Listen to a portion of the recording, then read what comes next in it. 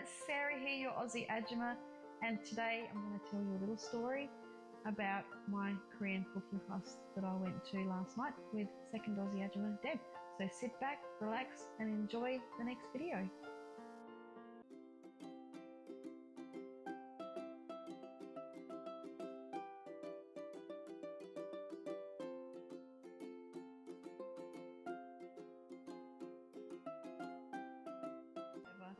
Deb and I went to a little cooking demonstration and with King Sejong Institute of Adelaide, which was organised, and we got to go to Mum's Kitchen, which is located in Tranmere, South Australia.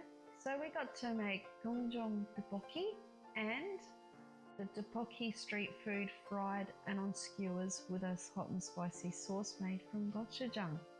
So we were given a little pack to take with us, which was really, really lovely. So I'm going to make that now. So I'm just going to chop this up.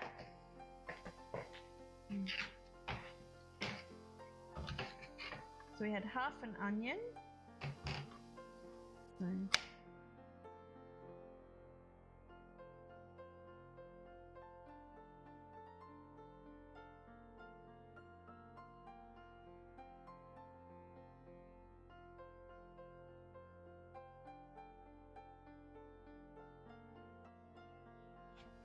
This is not the neatest, by the way.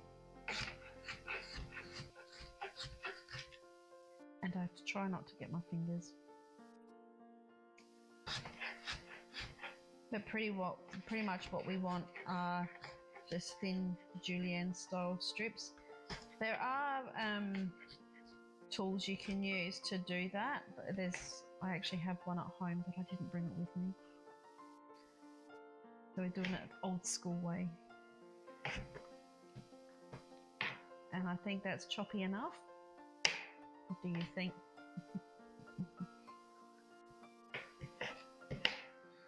So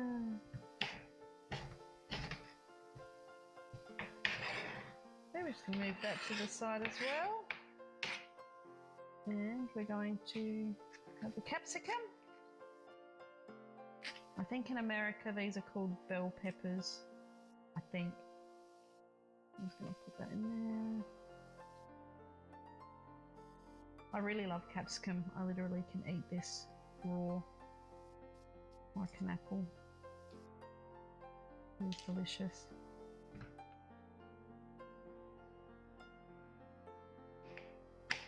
Also, another really good technique for chopping vegetables is how you place your tongue.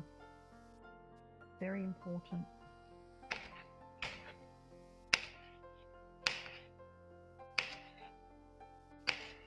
Now that bit's a little bit too big for the meal, so I'm just going to eat that.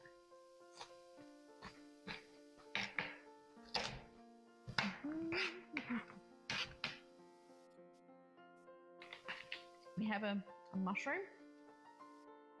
I don't know what the name of this mushroom is called, but I'm sure if you went to the shops and it would actually stick out. So you just cut the bottom off. I'm sure it's edible, but I won't take chances. You're just going to cut that into little slithereens as well.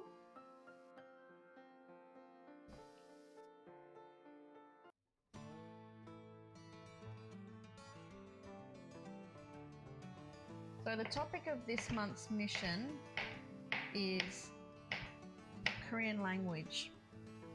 So I did a video going back a couple of years ago in my first year of K-Influencer Academy where I interviewed my friend Deb, aka Aussie Ajumma 2, and we spoke, and Margie as well, and we spoke about how we learnt Korean.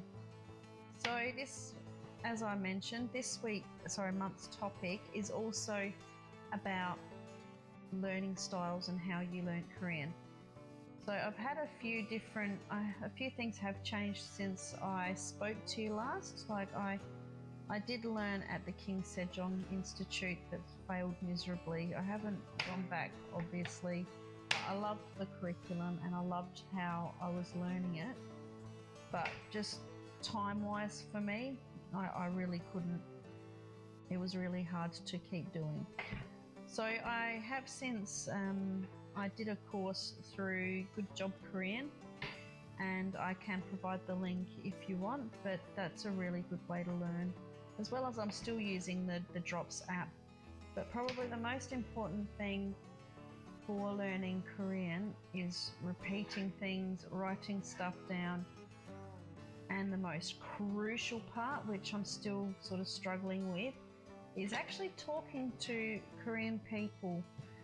My biggest problem is I start talking feeling very confident, and then I get an answer and I have absolutely no idea what was said and feel like a massive idiot. So this is why I think it's important to be able to speak with the Korean public and just learn that way.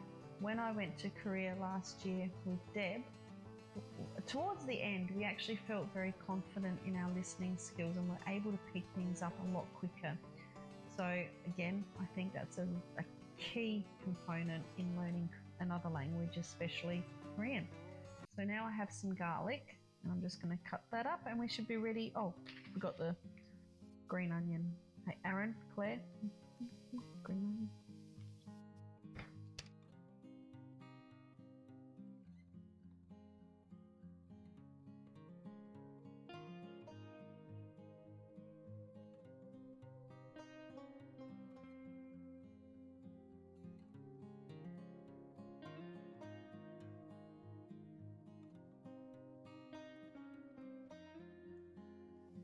As we were learning to cook this last night, it was just the most amazing night ever. I had so much fun, and the people that coordinated it were just the most beautiful people I've met.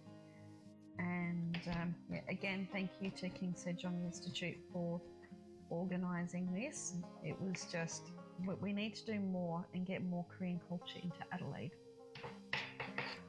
And to Sarah and Andy, you guys are amazing, and we just absolutely love how you made us feel welcome and the passion you have behind your cooking and the stories that you mentioned. We're just really, really, really awesome, and I've absolutely enjoyed learning from you guys. I really, really appreciate it. So that's that done. So last but not least, green onion. So part of this, like the main white part, is for the actual cooking itself, and the green part is for garnish.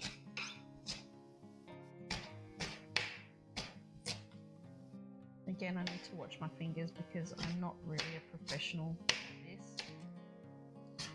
All the chefs out there, stop laughing. Just saying. Or what I could do is I could speed it up, do it really slowly and speed it up, and that would make it look professional.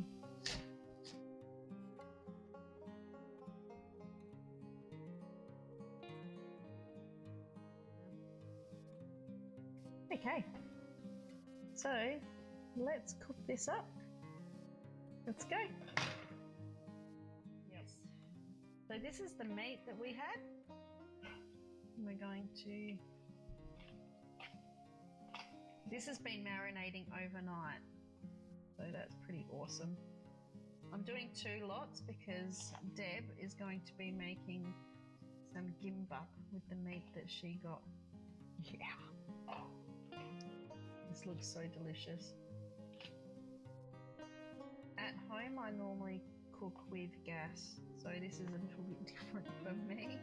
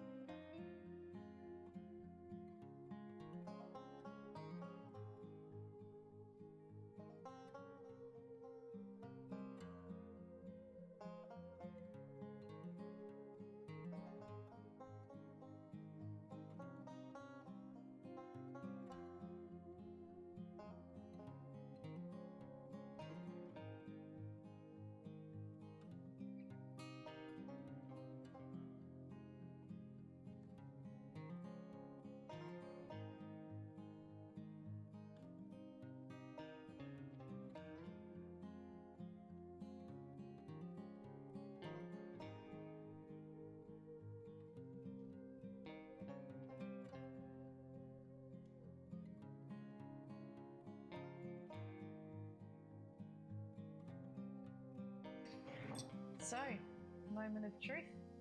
We're going to try this now. So,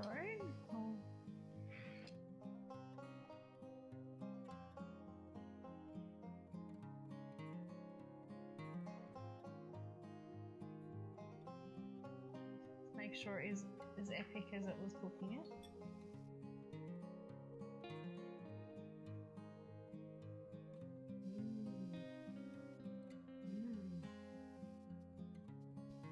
Seriously, one of the best things I see is when I do cook for people, I always love to watch them eat it first and just see how if they love it or not. And when they do, it brings so much joy to me.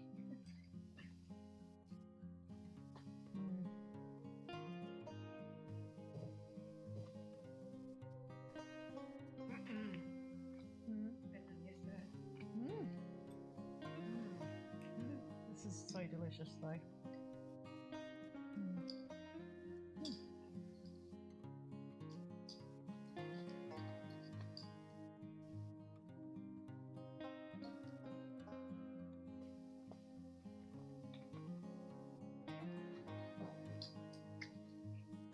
Now, Deb also made some kimbap, and so I'm going to give that a try. It looks absolutely delicious. I'm going to go with this one.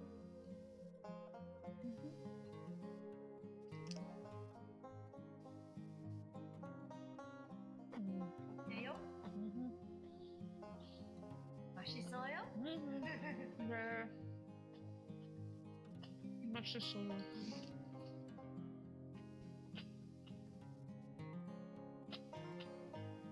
I've been told all my life not to talk and eat with your mouth open. Yeah, how difficult it is. Because I like to talk and I like to eat. That's delicious. Going for another piece.